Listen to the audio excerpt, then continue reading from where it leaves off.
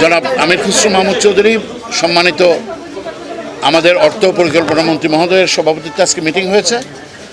আজকে আমরা আনএনিমাসলি একটা ডিসিশন হয়েছে যে চিটাগং পোর্ট এবং কাস্টমসে যেসব সমস্যা আছে সেগুলি সবাই মিলে বসে আমরা সমাধান করব, এবং আমরা কিভাবে অনলাইন করা যাবে, কিভাবে সিঙ্গেল উইন্ডো করা যাবে, ইজ অফ ডুইং বিজনেস কীভাবে করা যাবে, এবং আগামী দিনে যেসব সমস্যাগুলি আছে সেগুলি আমরা কীভাবে রিজলভ করব।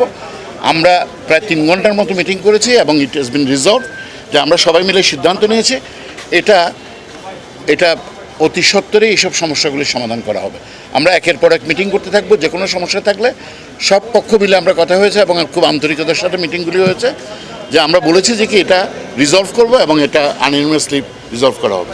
যেমন আমাদের যেমন কাস্টমসের ডকুমেন্টেশনের সমস্যা আছে, 10,000 কন্টেনার আপনার নিলামের পণ্য আছে, তারপরে আপনার এমটি কন্টেনারগুলি বাইরে যাওয়ার জন্য কথা হয়েছে। আইসিডির নীতিমালা চেঞ্জ করা হয়েছে, বলেছে কি আইসিডি যে কোনো কেউ করতে পারবে, খুব তাড়াতাড়ি পারমিশন দেবে, সমস্ত কিছুই করে দেওয়া হবে এবং একটা পেপারলেস ডকুমেন্টেশন করা হবে।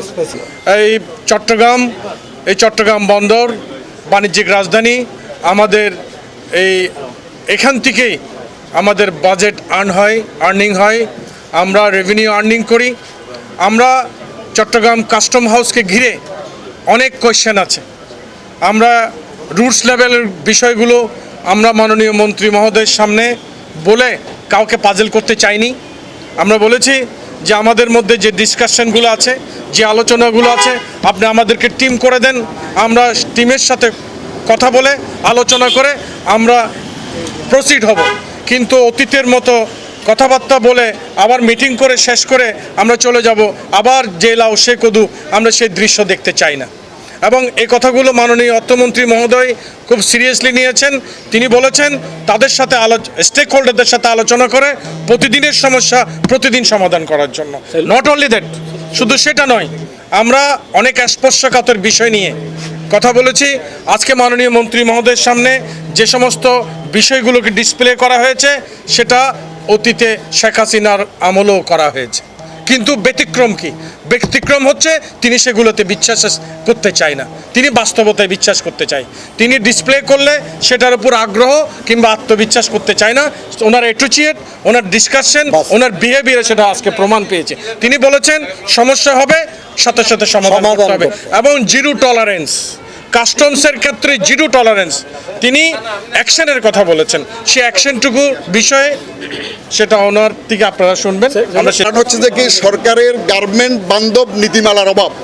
আমাদেরকে মন্ত্রী মহোদয় আশ্বস্ত করেছেন যে গার্মেন্ট সেক্টরের ইম্পোর্ট এবং এক্সপোর্টে যে ধরনের সমস্যাগুলো বিরাজ করতেছে এগুলা ইনস্ট্যান্টলি সমাধান করা হবে।